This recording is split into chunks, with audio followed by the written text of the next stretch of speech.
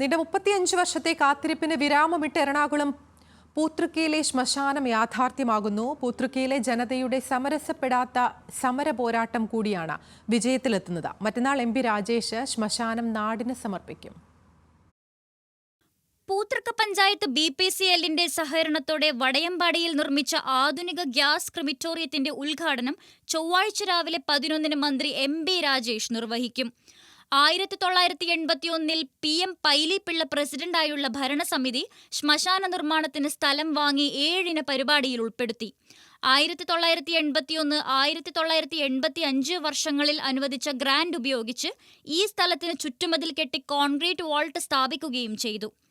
2008-2009 കാലത്ത് രാജ്യസഭാംഗമായിരുന്ന K. ചന്ദ്രൻപിള്ളയുടെ പ്രാദേശിക വികസനത്തിൽ നിന്നും ഗ്യാസ് ക്രിമിറ്റോറിയം നിർമ്മാണത്തിനായി 25 ലക്ഷം രൂപ അനുവദിച്ചതിന്റെ അടിസ്ഥാനത്തിൽ അന്നത്തെ ഭരണസമിതി നിർമ്മാണ നടപടികൾ ആരംഭിച്ചു. എന്നാൽ ചില പരാതികളുടെയും മലിനീകരണ നിയന്ത്രണ ബോർഡ് റിപ്പോർട്ടിന്റെയും അടിസ്ഥാനത്തിൽ ജില്ലാ കളക്ടർ ലൈസൻസ് നിഷേധിച്ചു. ഇതോടെ MP ചന്ദ്രൻപിള്ള അനുവദിച്ച തുക ഉപയോഗിക്കാനാകാതെ വന്നു. പിന്നാലെ ശ്മശാനത്തിനായി ശക്തമായ സമരം തുടങ്ങി.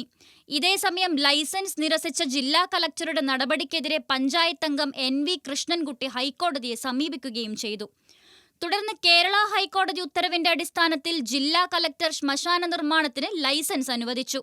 ശ്മശാന നിർമ്മാണത്തിന് ആവശ്യമായ ഭീമമായ തുക കണ്ടെത്തുന്നതിന് പഞ്ചായത്തിന് തനിച്ച് സാധിക്കാത്ത സാഹചര്യത്തിൽ BPCL കൊച്ചി റിഫൈനറിയുടെ CSR ഫണ്ടിൽ നിന്നും 50 ലക്ഷം രൂപ അനുവദിച്ച് ശ്മശാന നിർമ്മാണ പ്രവർത്തനങ്ങൾ ആരംഭിച്ചു.